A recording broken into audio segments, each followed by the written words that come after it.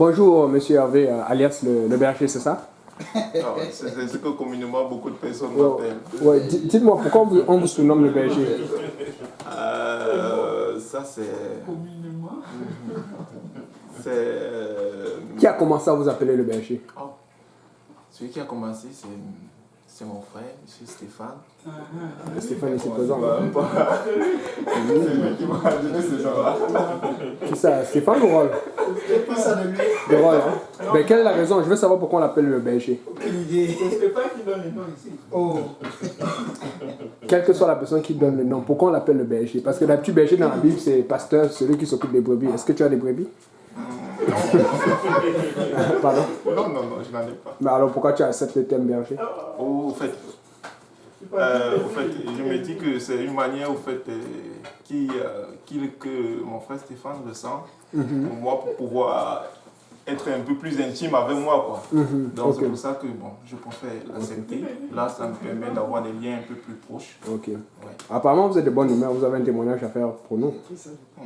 Oui. Et une bonne nouvelle à nous annoncer? Je voudrais rendre des actions de grâce.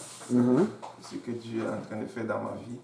Juste avant je veux juste clarifier ce thème, avant de revenir sur le témoignage. Oui, monsieur Stéphane, est-ce qu'il y a un caractère en lui, il y a quelque chose de particulier que vous voyez en lui qui fait à ce que vous lui attribuez le nom de berger? Vraiment, c'est pas moi, mais honnêtement, je vois qu'il est très doux. Ah, ok. Vraiment très doux. Et j'aime ça. De son caractère Très berger. doux, il est patient. Ok. Mais bon. C'est un exemple. Je ne sais pas d'où vient un berger là. Ok, c'est bon. J'ai juste entendu. Je ne suis pas contre, je voulais juste comprendre d'où ça vient. Quelles sont les caractéristiques que vous avez Moi, je vues. le trouve vraiment très doux, patient.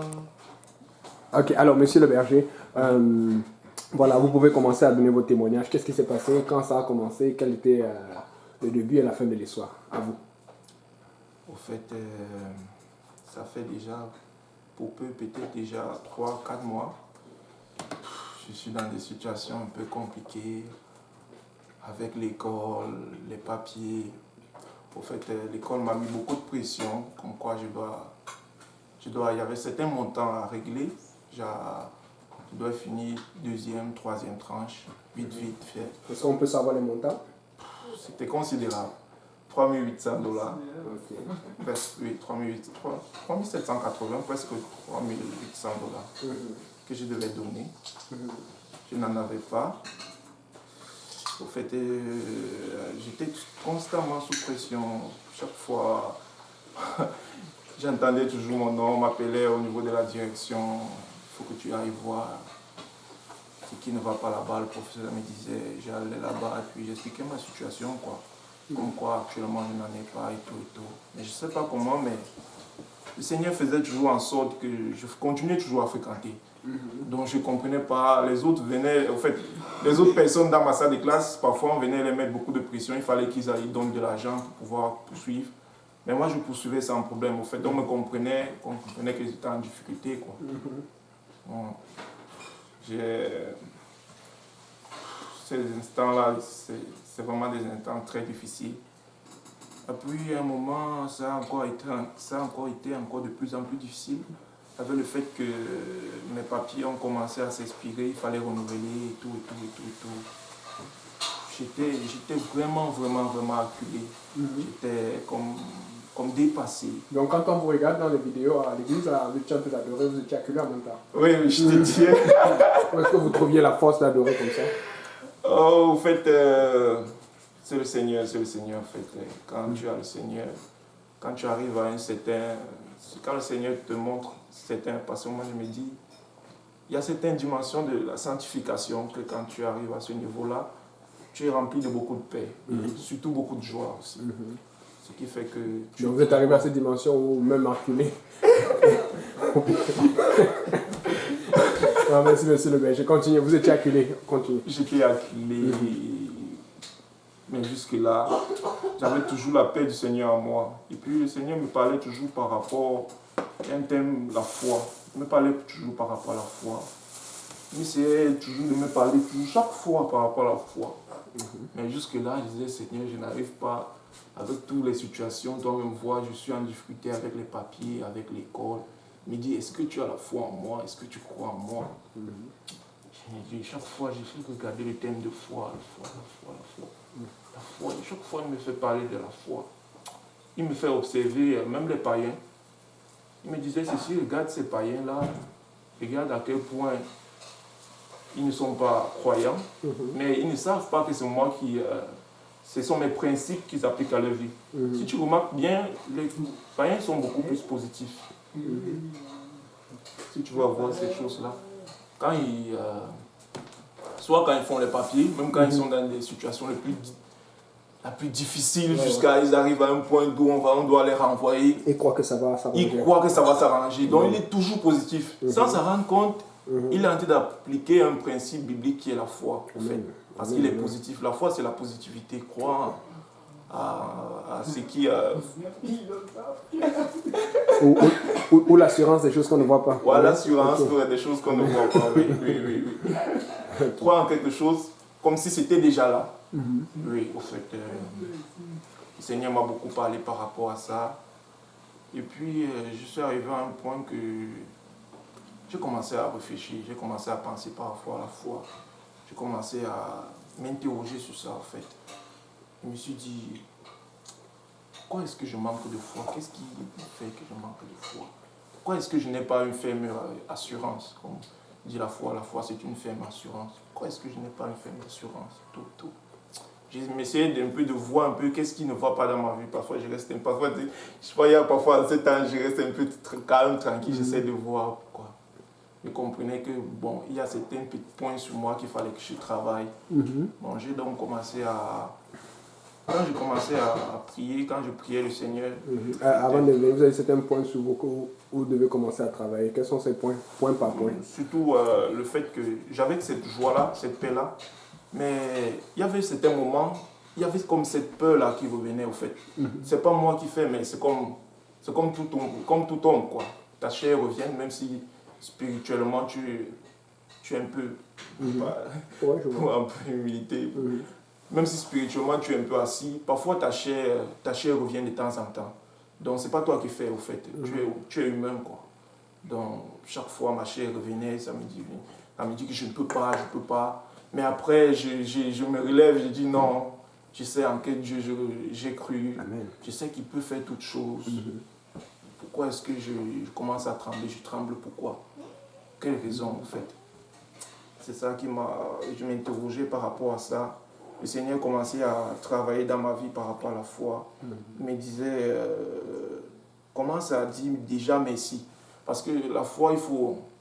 Parce que quand j'ai commencé à réfléchir sur ça, est-ce que vous savez que nous tous on croit au Seigneur Jésus? On a foi en lui. Amen. On a espérance en lui. Amen. On a espérance qu'en son nom nous serons sauvés après notre mort. Mais nous tous ici, est-ce que parmi nous, il y a déjà quelqu'un qui a vu le Seigneur Jésus? Non, moi pas. Le Seigneur Jésus l'apparaître en thème, quand je dis déjà apparaître là, il te dit moi c'est Christ. Au fait. Non. Mais on a foi en son nom. Amen. Donc ça veut dire que chaque fois que tu as une situation, crois que cette situation est déjà réglée. Amen. Tu vois, parce que si tu as foi en Christ, ça veut dire que dans n'importe quelle situation où tu te trouves, crois que cette situation a été déjà faite. Vis comme si cette situation était déjà faite. Amen, papa berger. Et tu vas voir vraiment la main de Dieu vraiment se soulever dans ta vie. Il va vraiment travailler. Je vois un peu quoi. J'ai commencé à prier. Quand j'ai commencé à prier, en même temps, je suppliais beaucoup le Seigneur. Puis le Seigneur me dit non. Commence à me dire merci. Amen. J'ai donc réalisé, j'ai compris alors, au fait, un peu ce que c'est que la foi. J'ai commencé à dire merci. Je me suis rendu compte peut-être le jour qu'on priait, ici, le jour que je partais pour déposer mon dossier, j'ai commencé à dire merci, qu'il a déjà fait comme si c'était quelque chose de désespérant, vraiment. J'étais déjà à un point que je savais que bon, là, si on me refuse, là, c'est compliqué. Et puis j'ai arrêté avec l'école et tout. En disant merci, tu étais désespéré ou tu étais content? Il m'avait déjà relevé la foi à un certain niveau. Donc tu étais content? Oui, j'étais déjà content. Et pourquoi tu utilisais le thème désespérant? J'étais désespéré parce que j'étais déjà un peu acculé de tous côtés. Donc ça n'allait pas avec l'école. Avec l'école, et je me disais que cette fois-ci, si ça ne marche pas avec le papier, ça serait encore plus grave. Parce que je ne sais pas comment est-ce que je vais dire avec l'école, avec l'immigration, comment ça va se passer. J'étais déboussolé, donc je ne sais pas quoi dire. Donc, au fait, le Seigneur m'a dit, commence à dire merci. Au fait, chaque fois que je priais, je commençais à dire merci. Et je commençais à dire merci, merci Seigneur. Pas comme si, au fait, pas comme si, avec le doute. Surtout, ça c'est pour exhorter mes frères. Quand vous priez, et sœurs aussi, quand vous priez au Seigneur par rapport à une situation, ne suppliez pas. Dites-lui merci. Faites-lui confiance, parce que vous le faites d'abord confiance. Vous le donnez, au fait, vous avez la foi en lui d'être sauvé, vous lui avez l'espérance, même comme vous ne l'avez pas encore eu à le voir, vous avez l'espérance à son nom. Mais pourquoi toutes les situations que vous avez comme problème, vous le mettez par votre foi en lui comme si, comme s'il l'avait déjà fait. Donc, concrètement, au niveau des papiers, qu'est-ce qui s'est passé? Quelle est la situation avant, quelle est la situation après et actuellement? Actuellement, la situation s'est réglée. Par exemple, c'est quand, c'était en janvier, vous n'aviez plus les papiers, c'est ça? Oui, en janvier, je n'avais plus les papiers. Ok, ça a expiré quand? Ça a expiré le 31 janvier. Ok, est-ce que vous avez eu une réponse de refus? Oui, j'ai eu une intention de refus. Et ça disait quoi? J'avais tellement de choses à prouver. D'abord, j'avais des notes d'abord. Au niveau de l'école qui n'était pas bonne, en fait. Et il y avait aussi certaines absences que j'étais pas là parce que ce jour-là je ne me sentais pas bien. Donc ça a encore plus aggravé mon cas, quoi. Et puis on a un peu fouillé sur mon dossier comme quoi pourquoi est-ce que je ne fais pas de l'école ma priorité. Donc j'étais vraiment dans une situation vraiment compliquée. C'était vraiment très complexe. Ok. Donc qu'est-ce qui s'est passé par la suite pour qu'ils refusent avant et qu'ils les acceptent après? Qu'est-ce que vous avez fait de spécial? Je ne sais pas ce que j'ai fait de spécial. J'ai juste fait le document. Et puis le Seigneur a bougé sa main d'une façon vraiment merveilleuse. Merveilleuse. Vraiment, sa main était très, très, très, très, très puissante dans ma situation. Et quand est-ce que vous avez reçu votre acceptation? C'est tout récemment, ça fait pas 2 jours, ça fait pas une journée, c'est hier. C'est hier que j'ai aussi, c'est vendredi que donc on peut imaginer, on peut déduire que vous êtes très joyeux, de très bonne humeur en ce moment. Oh, je suis très, très, très, très heureux. Ouais, si quelqu'un vient vous voir pour n'importe quoi, un cadeau, quelque chose, je pense que c'est le bon moment. on peut espérer que demain on va vous voir virevoltant dans tous les services. Oh, ça c'est certain. Dans tous les 3 services. Ça c'est certain aussi ou... Oui, là c'est certain. Okay.